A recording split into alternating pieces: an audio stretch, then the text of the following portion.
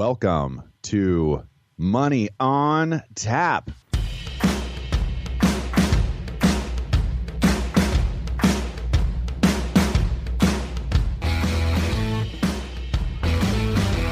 Money on Tap, your personal finance headquarters, where we bring out the professionals' experience and some fun in what we call three-dimensional investing, utilizing insurance, brokerage, and fee-based planning. That's what we do on this show. We look at all sides of the issues, and we bring a fully independent planning perspective to the table. Welcome back. You're listening to Money on Tap. You can reach us at 855-226-8551 or info at yourmoneyontap.com. My name is Seth Cressman, and guess who's joining us today? Ben Brayshaw. Hey, Thank Seth. you for being here. How you doing, buddy? How are things this morning? Things are good. We have had some sunshine, which really helps us out here in Oregon because we go through a couple of months that it's pretty gray. If you can make it through February here, you're golden. But yeah, I love it. The spring is here, and the sun is out. Daylight savings time. Good stuff. All good stuff. Oh, nice. Yeah. No, New England is. There's not a cloud in the sky today, but it's like 20 degrees. So not, you got to get through that same February-March period here, just a little different. So just cold. I love the seasons, and I love to see spring here. I have a bounce in my step. That's what I've got going on today. That's good. That's good. One of the reasons I'm excited or have a little spring in my step today is because of the topic. Occasionally we get into a subject that just requires more than one show. We've done a two-part show for you. We've talked about pensions. We talked about creating your personal pension. We bumped up into an article by Fidelity that really, we just couldn't pass it up. We're like, what are the myths about... Part 3, baby. Part 3. Yeah, part three. What are the myths about annuities? Why is this appropriate and timely for so many of our listeners and our clients? If you look at the market, right, where are we at? We're at all-time highs. And if you're looking to start to protect your future income, your future pension, it can be a really significant opportunity for you to start taking some of that off the table and doing some different things, which annuities are so versatile. It depends on what kind of an annuity you're looking at. It can have a completely different design and purpose from another annuity over here. So we're going to talk about some of those variations. Yeah, and I know, Seth, one of the things about it is, and we talked about this in our last show, there's no good or bad investment. There's just appropriate or inappropriate. So, if you have I think what's great about this article with Fidelity that we're going to get into later is the myth concept, breaking that down so you can actually look at it from an unbiased perspective and say, does this work for me? Is this a solution that might really offer value that I never perceived before? And I got to tell you, with market at all-time highs, and I talked about this last time too, sometimes I would say to somebody, hey, listen, this would really solve your problem. This annuity would provide you, taking a small portion of your assets, provide a full solution for you in a certain way. Some people would be yes, and some people would be no. And for the ones that said yes when the market was at an all-time high, 2007, right, going into 2008, right in the early years, they tell me that was genius. The people who didn't, they're not clients, and I wish them the best, but I know what happened over the next X number of months. I mean, there's just people I have met over the time period, and I've looked at their portfolio and said, boy, there's some real danger in here. They can't even understand or foreshadow. And I think sometimes when you can wrap yourself in a better wrapper, a better bubble wrap, with just a portion of your assets, which is how I see an annuity, it takes a lot of question marks out of the future for you. It really adds you a little bit of a peace of mind. That's why a lot of people buy them. When you use an architecture structure to it, it really does take on a different framework. And I'm excited about this because I think myths are really important to discuss, because there's truth. There's always a little bit of truth in a myth, and we need to break that out and say, hey, this is the truth piece. This is the myth piece. And that's what really uncovers when you talk about the myth piece. But before we get into that, Seth, you got something to say. More. We're going to try to shelf some of those opinions that either, Aunt Susie or Uncle Johnny have told us about, or parents or whoever it is that has run across the religion of annuity, because you might be listening right now and saying, oh, great, it's another one of those annuity sales shows. And there's so many advisors, if you turn on the radio or podcasts, that really that's their pitch. That's what they're going for.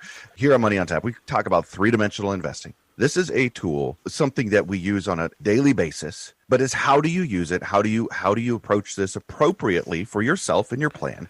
And it's just one of the places that, like Ben was saying, 2007, the clients that took his advice and worked through that period with him on those types of products, they love it. We got to have a little disclosure there. We're not guaranteeing any performance or past history of returns or anything like that. We're not trying to do that. We're just saying it's a moment in the market where you probably want to take a look at taking a bit of that money that you've put into place, or that you've been working in the market, and putting it into a place where you know that there's something locked in there for you. Yeah, and I think one of the things here as we go through this is that, when we talk about three-dimensional investing, and for listeners who have been listening for a while, and for those who are new, it's important, it's really well understood. This is one tool in an arsenal of an entire tool shed, an entire barn that we work with. But, these are the types of things where you can grab just one item. Unfortunately, the industry is laden with people who only work in one domain. It's sad because what the domain they have, they're always trying to potentially put a square peg in a round hole in certain circumstances, and you need someone to find the right pegs for all the holes. And, that's where we're bringing a little difference today. And I think we'll be able to add some color to that, because there's definitely some misnomers about annuities. And then there's also the buyer myths that I kind of want to touch on a little bit. Anyways, but before we get into that, okay, we've got money in the news.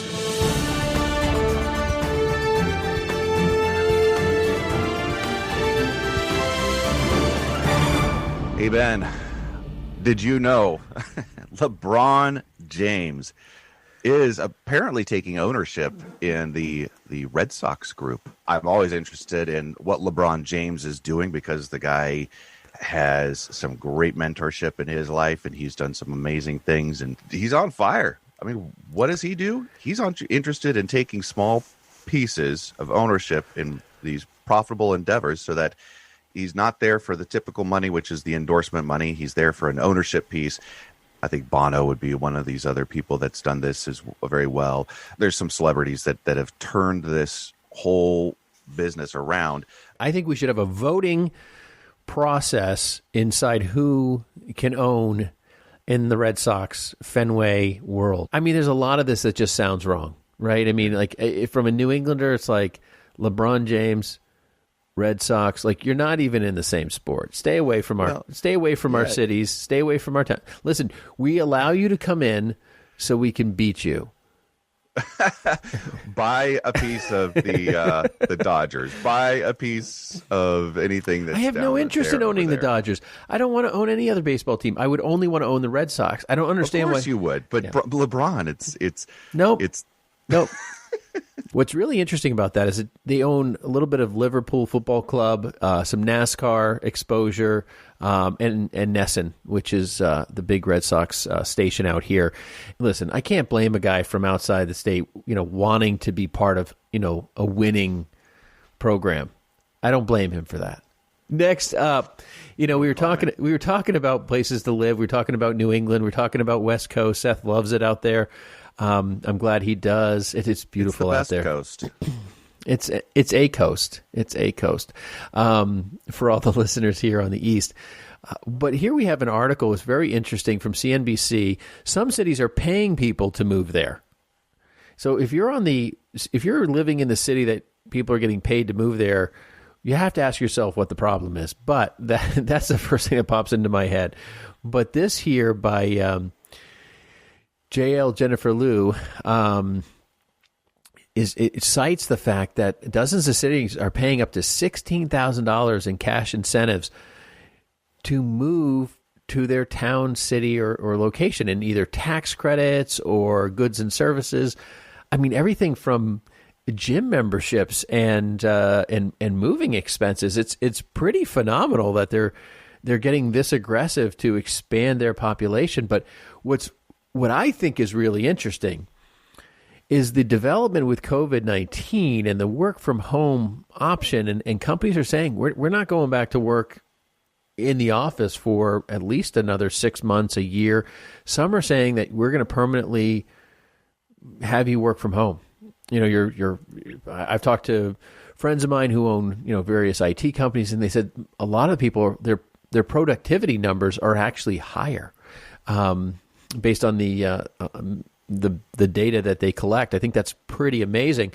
So people are actually considering, Seth, moving to kind of obscure, more remote, out of the city, get a yard, and I don't know. But then you got Baltimore, Maryland, willing to pay $5,000 towards your down payment on your home, and I'm not sure that I'm interested in moving to Baltimore, but Northwest Alabama, which I've never been to, don't know what it looks like, have no idea. They're willing to give you $10,000 in cash over the course of a year if you're accepted into their relocation program. Now, all I can hear is a banjo in the back of my head, but that being said, it's probably beautiful. That's horrible. But but then you go Southwest Michigan area, 90 miles outside Chicago. They're doing a $15,000 forgivable grant over the course of 3 years after buying a home in one of their, qualifying zip codes. So there's a lot of stuff going on in this country, and I think we're in a position as a nation to take advantage of this, to spread out from the city and take advantage of, building other towns, cities, and locations. I think it's pretty interesting. There's so much beauty in America of all sorts and places and whatnot that, honestly, if that could become your home, what a great opportunity. And just make sure one of these offers isn't so luxurious because it's built on top of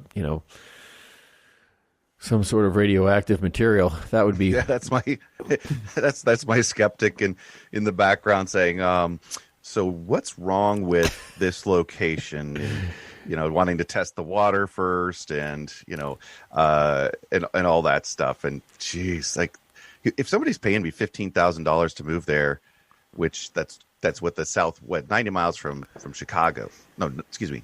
Was that 90 miles? Yeah, 90 miles from Chicago. So what's really going on? And you're like trying to pull me in with 15,000 in loan forgiveness. I was really surprised to see that this is something that really isn't all that new. And but it's more of a movement now than it has been in the past. And the organization Make My Move, which you can take a look at, currently lists 37 relocation offers on its pages. Some paid through promotions and others for free. But this is where you can go and kind of start shopping if you're interested. I do like the San Juan part of Puerto Rico, or possibly Las Vegas. There are places that do look very interesting. And in all fairness, Alabama is a beautiful, beautiful state, wonderful people. Have you ever been to Alabama? No, but but I have looked at the pictures and said, well, that's they look great. They look like nice people. You can't. It's one of those when we get like the top 10 or top 30 best places to live in the U.S. Alabama always has. Somebody's paying for those awards. You got to be kidding me. Like, hey, listen, we'll slide you a little cash to put us in the top 10. All right, we'll get you in the top 10. There's got to be some reason we can put you in there this year. But I will say this: Chattanooga, Tennessee, which is apparently one of the most popular incentive programs. It's offering $10,000 towards a new home and $1,250 towards moving expenses. That is a beautiful part of the country, and I have been through there. And there's water, there's rivers, there's trees, it's green. It's a gorgeous place. I'm going to offer you $10,000 to stay where you're at, Seth, so you don't move out to the East Coast. How's that? If your goal is to hurt my feelings today, Oh, I'm it's just kidding. fine. I'm just It's kidding. just fine. I will say sometimes 3,000 miles is a gift. It really is a gift. So, hey, listen, next up on Fox Business here, we've got home buyers canceling contracts as costs soar. It's not a long article. Jonathan Garber talks about basically the fact that the cost of materials over the last year have risen near, I mean, it says 170%, but I mean, I've heard things of like 200 and 300% in, cost of 2x4s and, pressure treated wood. But they're stating that the cost of building a house has risen so much that people have literally just said, I can't afford to build it. And that's caused people just to cancel their contract entirely. Well, a huge part of the new home buyer demographic is a first-time buyer. What does your first home buying experience look like? And mine was not a brand new home. It was a first home. It's just fascinating that new homes are being purchased more readily by first-time home buyers, and a lot of those programs have some incentives for first-time home buyers. And if that price point is out of the market for the first-time home buyer, I guess they're just going to have to look somewhere else. One of the things I think is interesting you talked about, which is this movement out of the cities. People after the pandemic are like, get me out of here, because the city just doesn't hold any attraction for me anymore. And the suburbs with a yard sounds really nice right now. And a lot of millennials are now, millennials with kids, and that just changes what people are interested in, as we know. I was listening to Colin Cowherd this last week, and he thinks people are going to get bored in the burbs and head back to the cities, because as things open up, they're going to realize, I had everything I wanted. I had entertainment, I had a life, and everything within reach. That's a totally different deal than when you're living in the burbs, because growing up in the burbs, it was, it was a really big deal when we got something like a skate park or a new basketball court, or there wasn't a whole lot to do. We just made our own fun.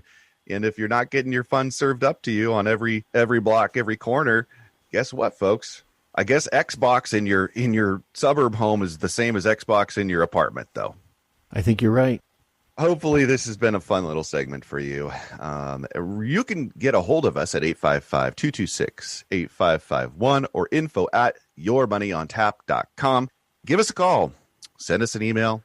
Go and take a look at the podcast. It's everywhere. Go take a look at the website. You can stream it there.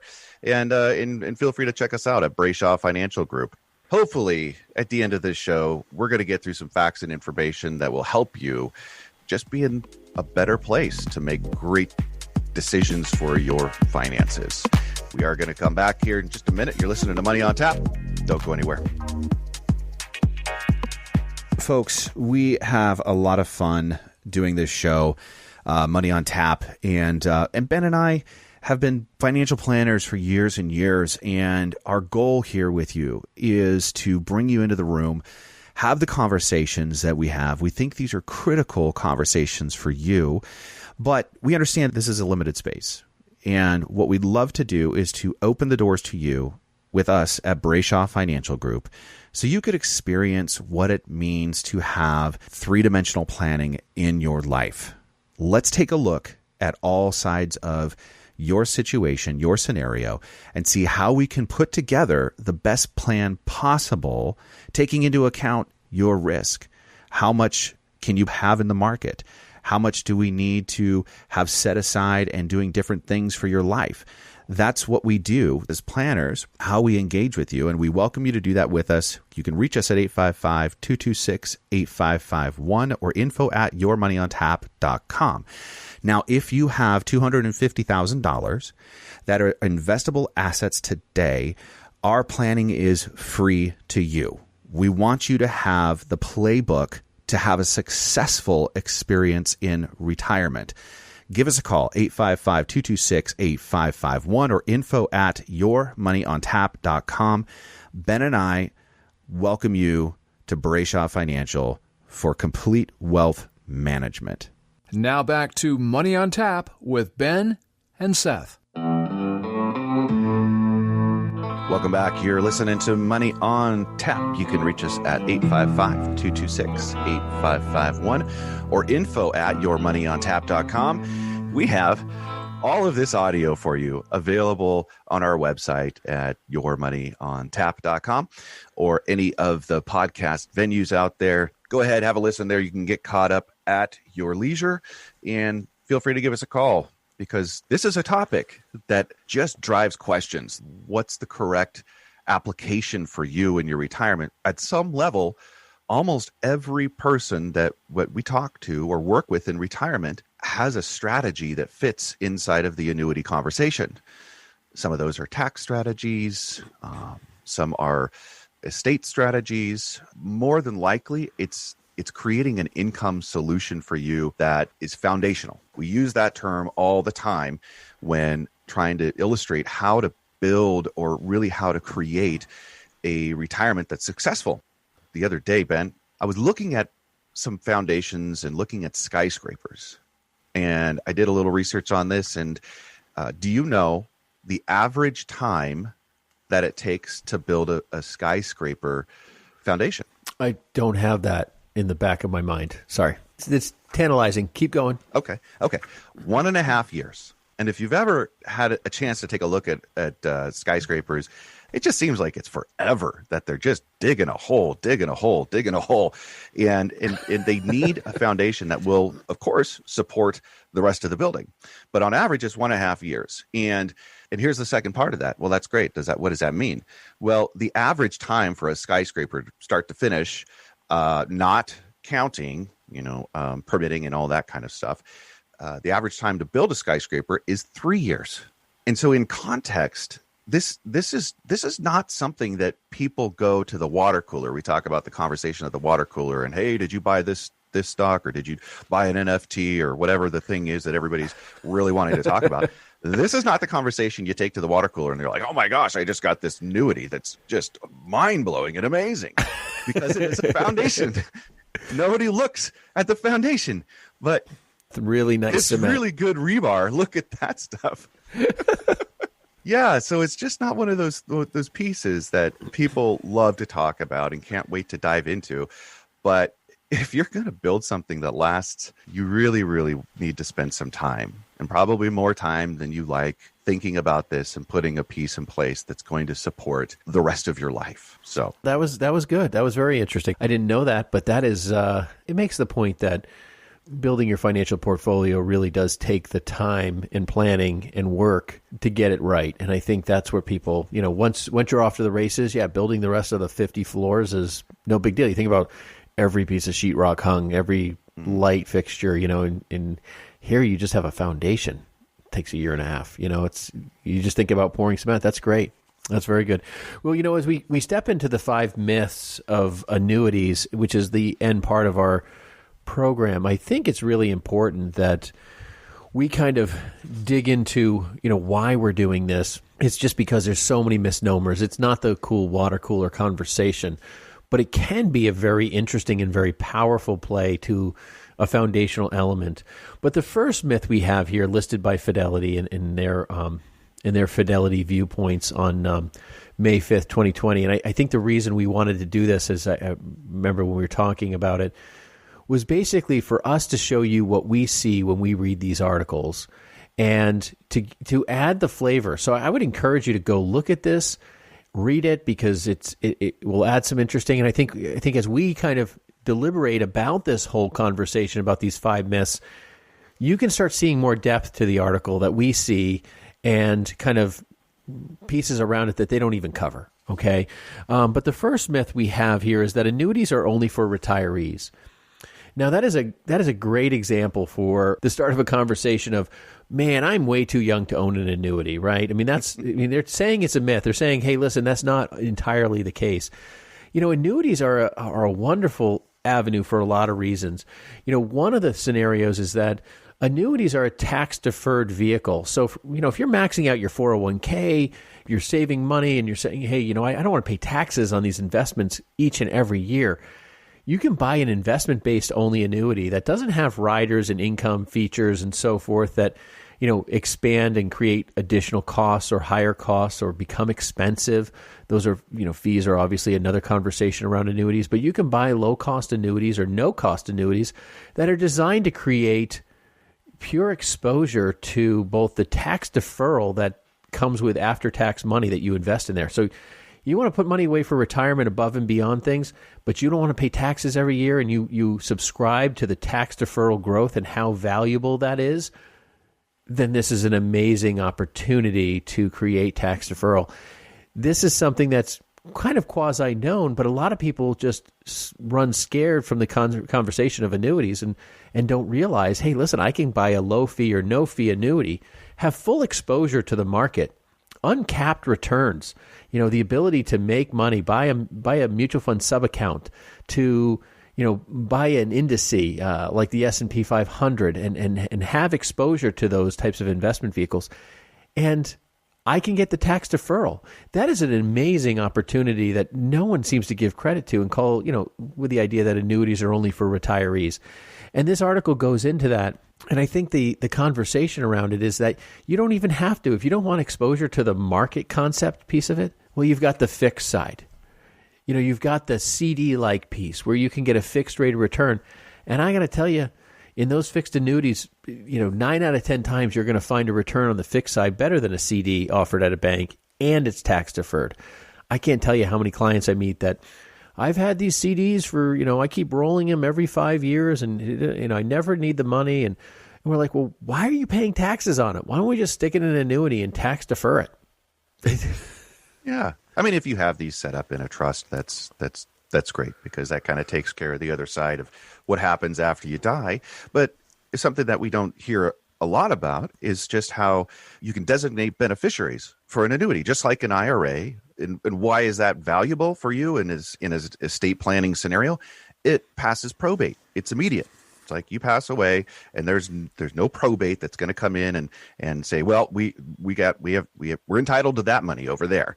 So if you don't have a trust and you just have a will, this is one way that you can bypass probate. Yeah, that's a great example. And, you don't have to be retired and die to have a probate issue. You can be young and have an accident and have a probate issue. And that's one of the things that we push clients to constantly, is to address your wills and trusts and make sure that things are in place so you can honestly make the transition of your life smoother and easier on the ones you love, because otherwise it just becomes a nightmare and everyone says, why didn't they do this? Why didn't they do this? They could have just done it, So unfortunate. I know. As number one runs into number two, annuities cost too much. Seth, you want to take that? Yeah. Well, if you're taking a look at an annuity that has a lot in it, for instance, there's guarantees, there's guaranteed income, or any of these things that annuities can offer in their structure, of course there's going to be a cost to it. And looking at apples to apples, well, does it cost more than investing at Vanguard? Yeah, it does, because it's not that. But Seth, I look at it, there's feeless annuities out there. That's exactly right. But it's not going to offer all of those features that people are trying to compare apples to apples with. When I think about this, Seth, and I think you can get exposure to the S&P 500 through some annuities in a mirrored return. You can get exposure to what the returns are of the S&P 500 right, with uncapped value and no fees. Those opportunities exist. Problem is you got to commit to long periods of time, and the liquidity is not there. You're putting it away for retirement. So, because people go to Vanguard and they buy the S&P 500, right? People are out there buying the SPY, they're buying IVV, they're buying all these.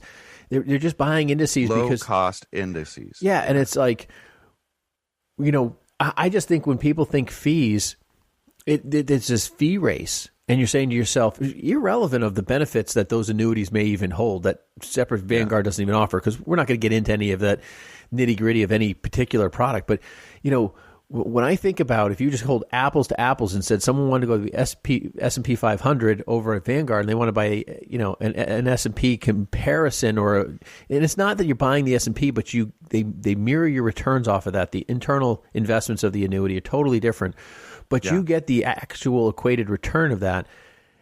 And you could be actually in lower fees or no fees than what Vanguard's offering, but people don't even want to consider it because the story of annuities are such a high fee. That's why Fidelity has this. It's a myth.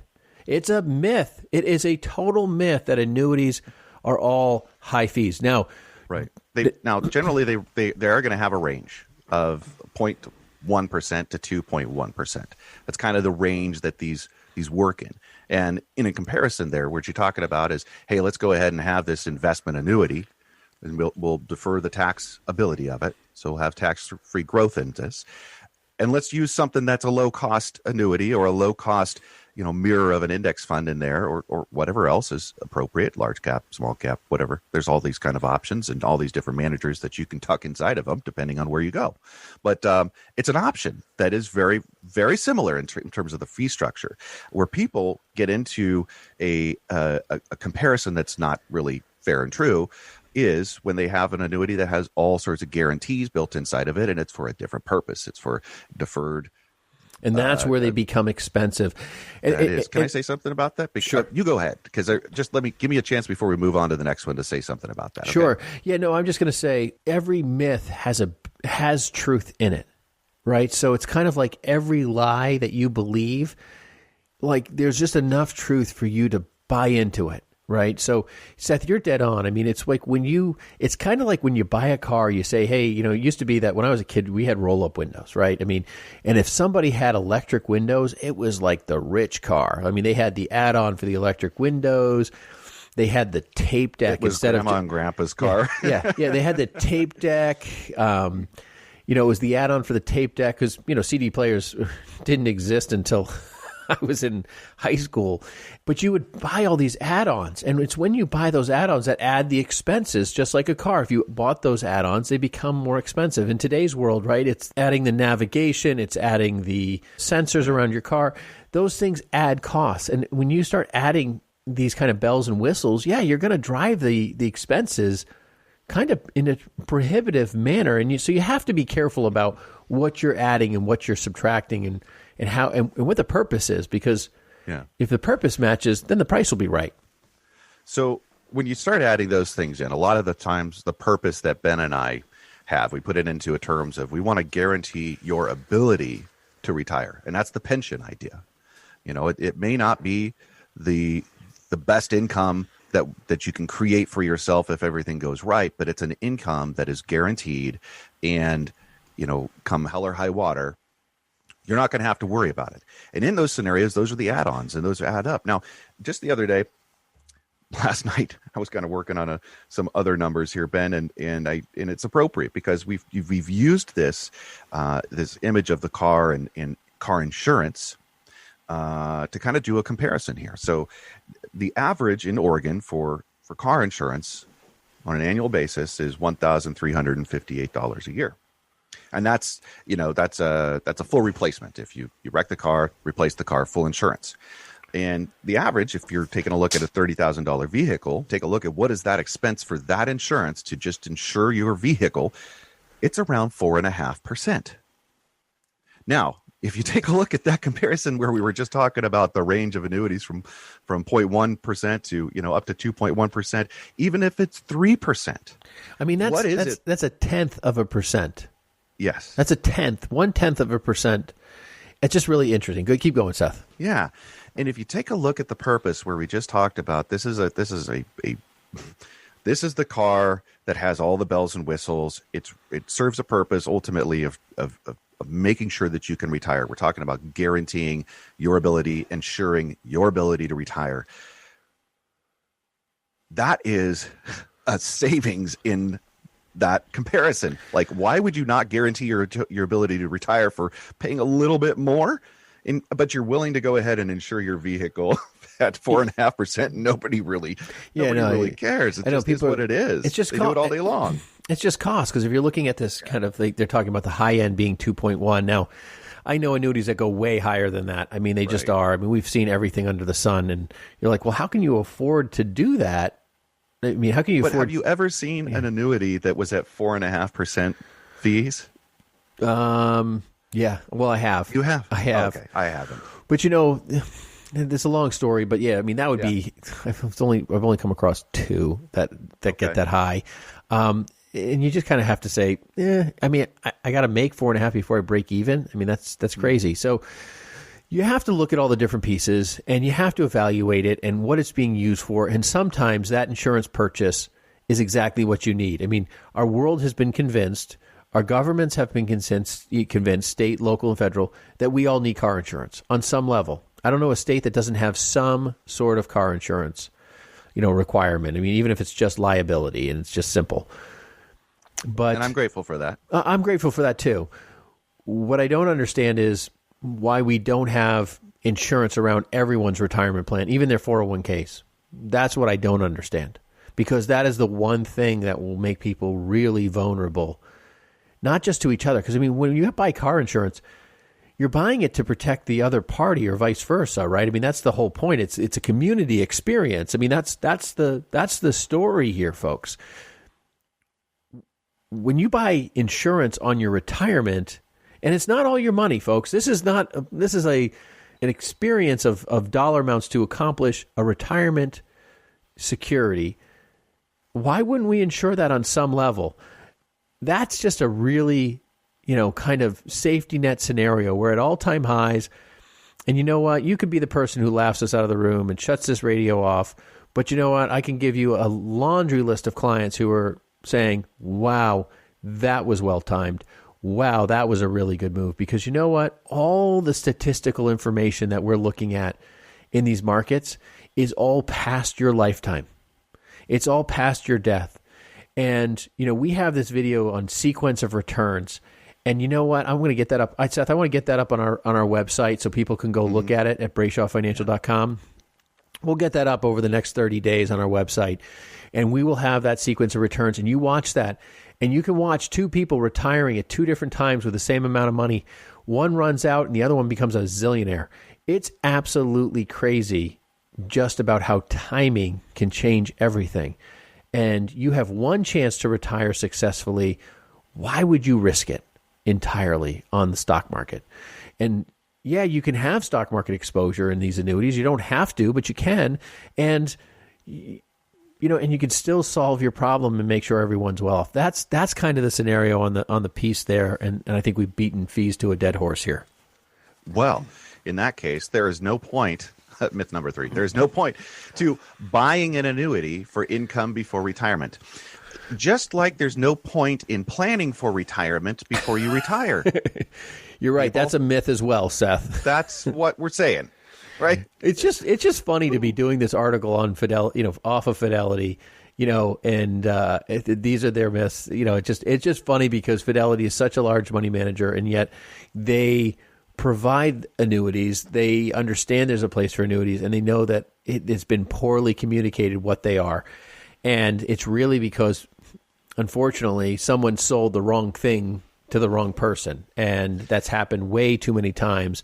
And unfortunately, it is given them a bad name at times. Yeah, I think Fidelity's as a massive money manager, but I think at one point in time, they were probably advocating, no, do not use annuities. And now it's interesting for them to come full cycle here and start to list benefits. Because, if you've been there in the driver's seat with a client that is retired and experienced that negative sequence of returns and runs out of money and it's preventable, that's a horrible feeling, I'm sure. I've never been there, but I could only imagine what that would be like. Well, Seth, I mean, everyone says, well, I would just figure it out. I love that phrase when we sit down with people. We'll just figure it out. That is the wrong answer. It will always be the wrong answer. And if you're just saying, oh, I'm just going to figure it out, please call us.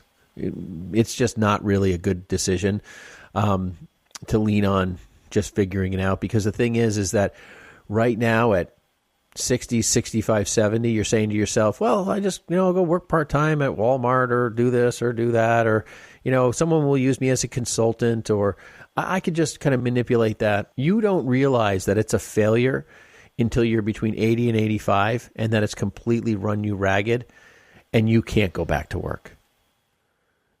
We live in these, and I am so guilty of this. Like every once in a while, I'm like, oh, I could do that. I could, man, maybe I should try this physical activity. And I'm, like, nope, that part of my body still hurts. And you start realizing your limitations, but no matter what, you don't really acknowledge them because we're still living in this past experience thinking we can accomplish things.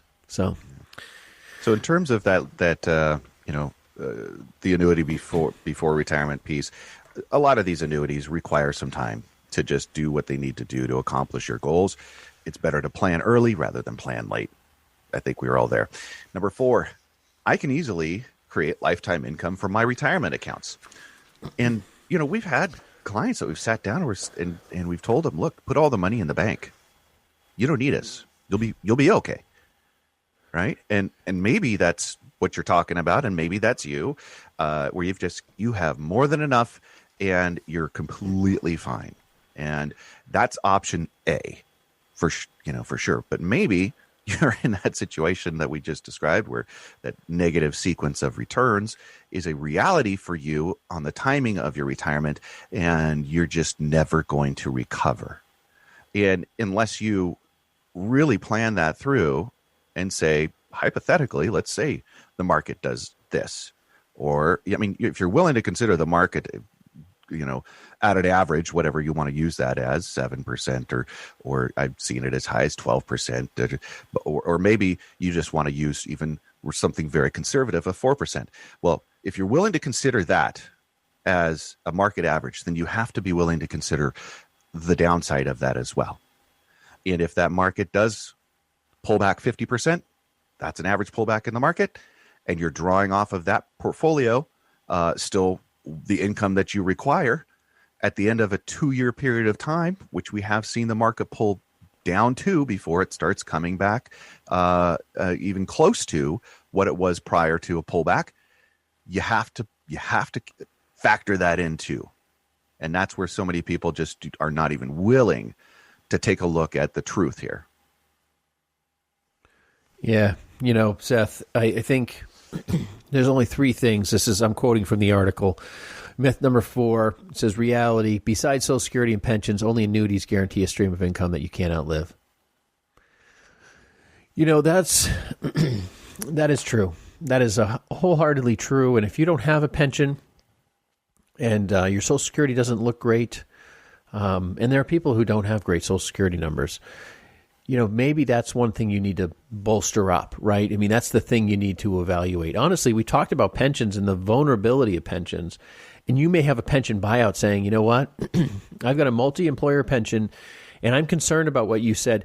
Maybe evaluating what an annuity would do as an option for you to create income that you should be evaluating. The other side of this is that basically, if you have all your money in the market and you're trying to drive income, and you take, you're going to take 3, 4, 5% out a year, there's a vulnerability to that too, because what ends up happening is people say, well, statistically, you can take 4 to 5% out a year and you'll have about a 90 some odd % chance likelihood of never running out of money. And we live by those laws. Those are standards that we understand. But you have the changing demographics of how investing is going to change. We talk about that all the time on the show, that the baby boomers are going to change the ongoing returns moving forward over the next 20 years and how you make money. So you have that thing you have to impale your portfolio with, because it's going to change how you invest. The second thing is that if the market drops, taking that 5% out of what it used to be, if it was $1 million and you're taking $50,000 out a year at 5%, and then the portfolio drops down to $800,000, I guarantee you your advisor is going to tell you just to pull $40,000 out. Even though statistically taking 5% out of the initial deposit should work. That's just the way it works. So you have to be prepared for the fact that you're going to be dependent on less and less income because you're going to feel guilty taking too much out. And when it's down, you're not going to want to take money out. I can't tell you how many people are like, well, we'll wait for it to recover. I go, if you're going to wait for it to fully recover, then you don't need me. And you don't need this investment if you can afford that time. Because if it doesn't recover, then you should have already bought this. And that's the thing. Like, yeah, the market always moves up, but they don't realize that they're taking dollars out after negative impacts causes a greater compounded loss.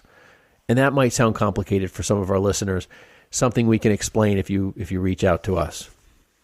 Folks, you're listening to Money on Tap, and you can reach us at 855-226-8551 or info@yourmoneyontap.com. And Yes, folks, we do have the radio show and podcast out there for you, available everywhere. We'll be right back. You're listening to Money on Tap. If you're listening today and, your questions are outside the box of estate planning or financial planning or any number of the pieces that we kind of traditionally talk about, don't forget that Brayshaw Financial offers auto, home, and business insurance. And we have an entire department that handles all of that for you. Give us a call at 855-226-8551 and be happy to take care of those needs for you. Or email us at info@yourmoneyontap.com. Now back to Money on Tap with Ben and Seth. Welcome back. You're listening to Money on Tap. You can reach us at 855-226-8551 or info@yourmoneyontap.com. And we're having a lot of fun today. We're talking about a topic that we're passionate about. It supports so many of our clients and their goals, and that is annuities and some of the myths around annuities. There's a lot more than the 5 that we really highlighted here. Again, referencing an article by Fidelity. Now, number 5 is the insurance company gets my money when I die. Now, we just talked about in the beginning. I want to be an insurance company. We just talked about in the beginning one of the benefits of an annuity, if you're using it outside of an IRA, is that an annuity has beneficiaries to it if you designate them. And we see some people just designate their estate, and then they don't have an estate plan in place. And ultimately, that just drops it back in the courts, making a decision for you on the annuity.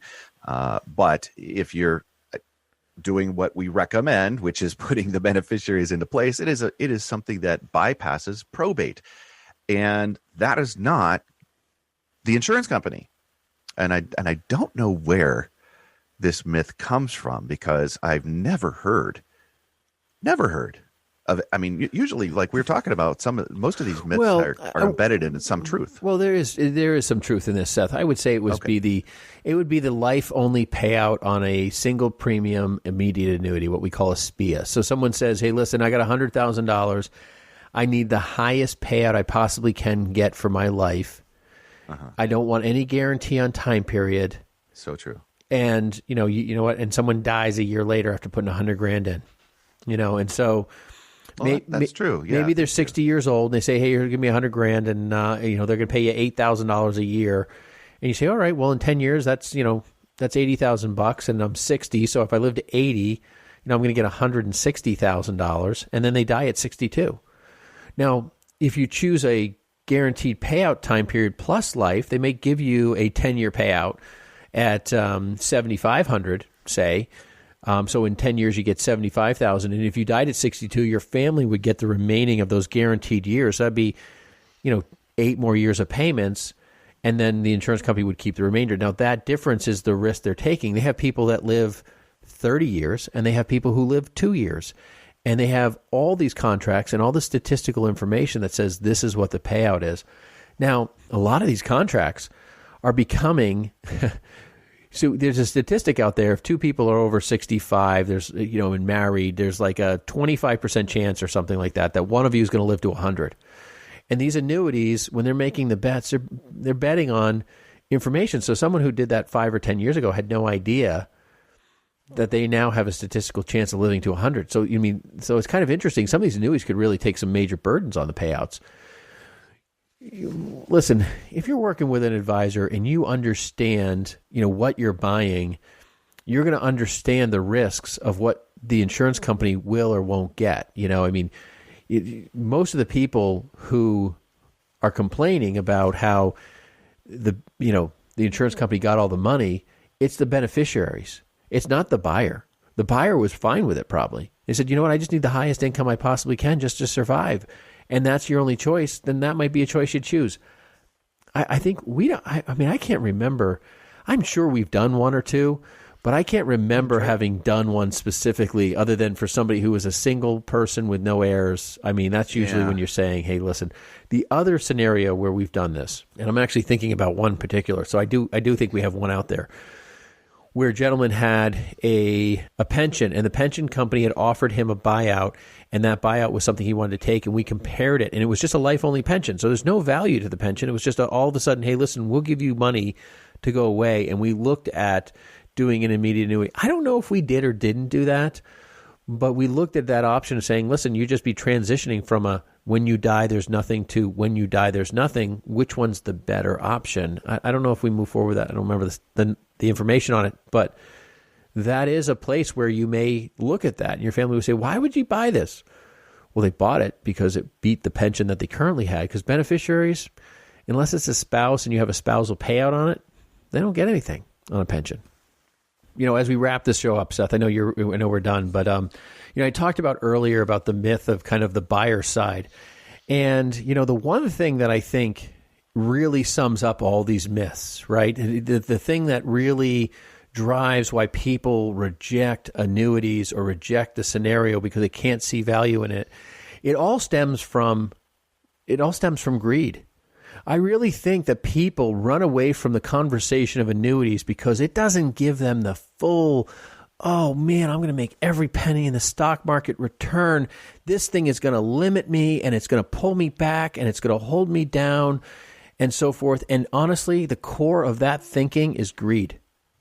There is nothing other than greed that stops somebody from buying an annuity. If you're concerned about the fees, you're concerned about the time period, you're concerned about all those things, they may have their own place. But if you're rejecting an annuity for all of the myths we talked about today, which is a very common conversation, I'm sorry, it's just a greed thing. It's not a bad greed thing. It's not like, hey, listen, you're really suffering from greed, or this is a sin issue or some crazy thing like that. It's just you think you can do better elsewhere. And that potentially, that driving motivation of why these things are not sexy and not appealing is because you theoretically might do better elsewhere, and you're looking to make every penny and not willing to take proper steps to put some sort of, foundational element in your portfolio. Because if it's, if all of a sudden you say, I don't really like the annuity because I see it as riskier than the CDs in my bank, I would say, well, that's not a greed issue. That's a risk issue, right? So if you're going the opposite way, that's not greed. If you're not willing to put foundational elements in your portfolio and you're just going to run rampant in the stock market, that's greed. I mean, that's just it. I own annuities. Ben Brayshaw, I own annuities. I read an article when Ben Bernanke was Fed chair. I mean, there was a gross amount of money. I think he had like over 80% of his money in annuities. So those are the types of things that people need to be aware of, that savvy investors use regularly, but the average world has kind of run scared of these things. And I think these myths were really good that we covered. I'm glad Fidelity has this clearly laid out on their website. I'm glad we're able to communicate these things, because if you're just running inside these myths yourself personally, give us a call. Let's walk through it and find out if these myths can be debunked for you, or if they really aren't the right thing for you. If an annuity is not the right fit, there's got to be another foundational element that works for you. One more thing on that too, Ben. How many times do we see the wrong annuity in place? They just, maybe it was something for the time or the period, and it's not appropriate now. And there's a process that those annuities, if they're out of a surrender period, that you might take a look at rolling that into something else. Okay, so that we see that all the time. It is what it is. You own an annuity, you're not opposed to it, but you just have the wrong annuity, and it isn't what you need or want. You're dead on, Seth. I mean, that's the thing. It's also, I mean, when it comes down to working with somebody, they have to be able to articulate your concerns, your fears, your woes into the financial world. And honestly, people, when they don't understand you, they're gonna advise you to buy the wrong thing. Thank you. You've been listening to Money on Tap. You can reach us at 855-226-8551 or info@yourmoneyontap.com. You can also find us at Facebook. We're at /3D Investing. We're also on Twitter at BFG_LLC. And as always, you can also find us at yourmoneyontap.com. Thanks for listening. Thanks for liking our podcast. We appreciate you, and we can't wait to make it a great day and a great life with you here at Money on Tap.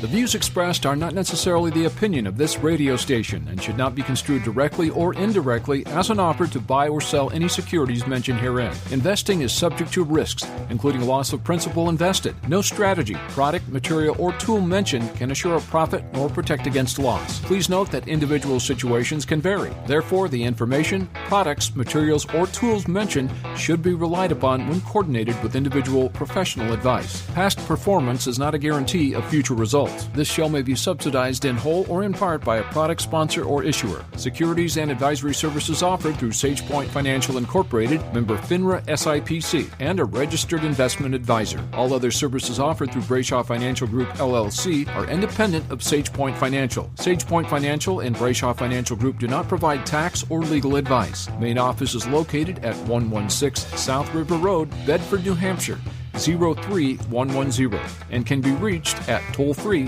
855-226-8551. Well, bye.